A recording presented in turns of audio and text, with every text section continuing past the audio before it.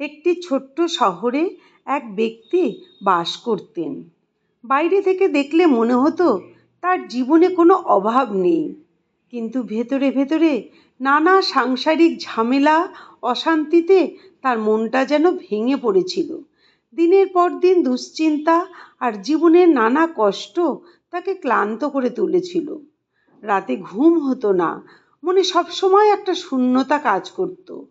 অনেক জায়গায় গিয়েছেন তিনি এই সমস্যা সমাধানের জন্য, অনেক মানুষের পরামর্শ নিয়েছেন, কিন্তু তার মনে শান্তি আর ফিরে আসেনি। কিন্তু একদিন সন্ধেবেলায় এক পুরনো বন্ধুর সঙ্গে তার দেখা হলো। বন্ধুটি তার মুখের দিকে তাকিয়েই বুঝতে পারল যে এই মানুষটা ভেতর থেকে খুব কষ্টে আছে।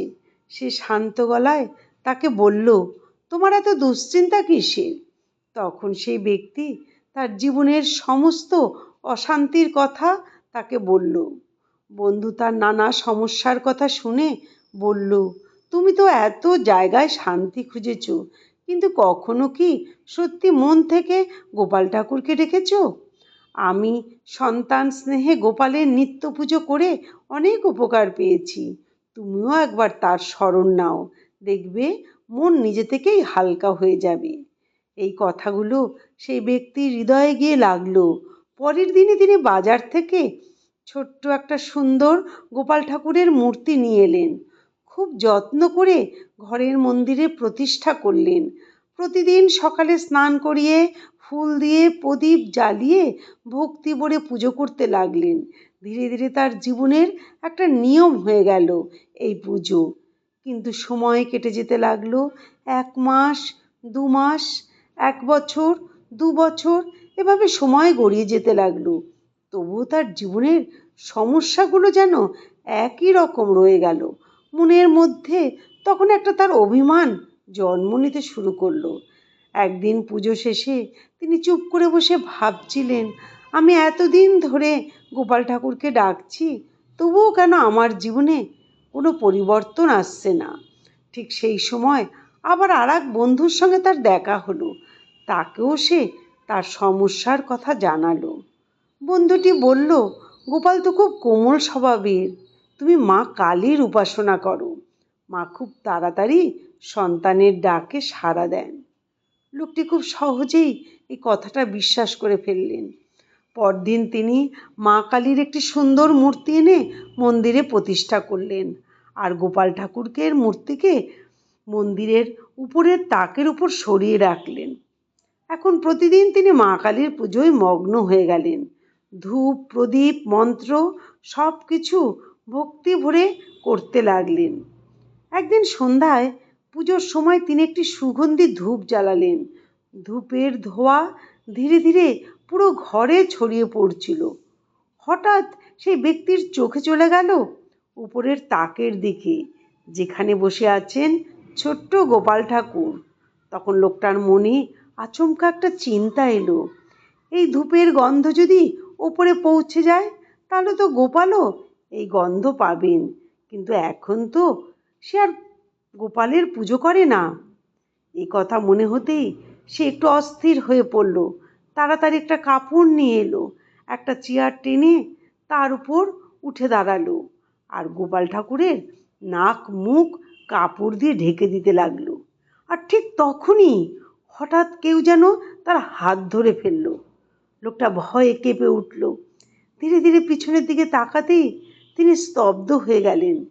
সামনে দাঁড়িয়ে আছেন স্বয়ং গোপাল ঠাকুর, মুখে অপূর্ব হাসি, চোখে অসীম করুণা।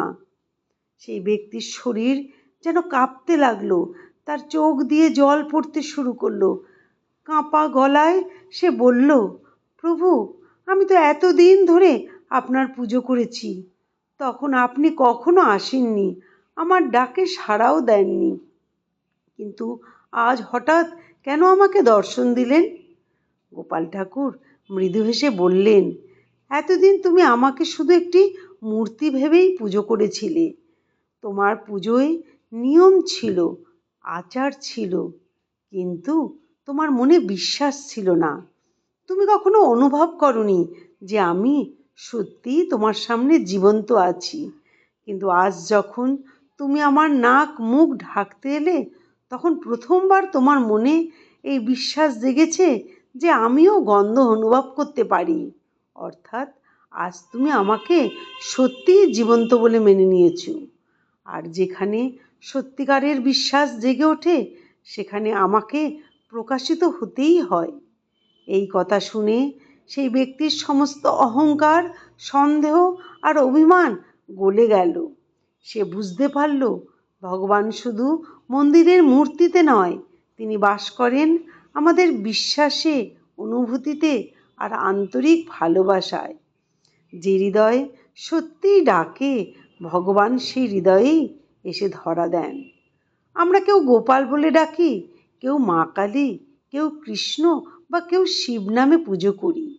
নাম ও রূপ আলাদা হলেও পরম ঈশ্বর কিন্তু এক ও অদ্বিতীয়। তিনি ভক্তের অনুভূতি অনুযায়ী বিভিন্ন রূপে আমাদের সামনে ধরা দেন। সর্বত্রই সেই এক পরম শক্তি, এক স্বয়ং ভগবান বিরাজমান থাকেন।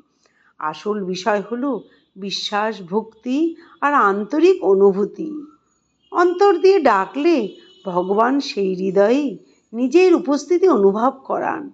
আর যখন ভক্তির মধ্যে সত্যিকারের বিশ্বাস জেগে ওঠে তখন গোপাল আর শুধু মূর্তি হয়ে থাকেন না, তিনি যেন জীবন্ত হয়ে ওঠে আর ভক্তের ভালোবাসায় হাসি মুখে জীবন্ত গোপাল ঠাকুর হয়ে ধরা দেন ভক্তের কাছে। ভিডিওটি ভালো লাগলে লাইক ও সাবস্ক্রাইব করবেন। কমেন্টে লিখুন হরে কৃষ্ণ, রাধে রাধে, নমস্কার।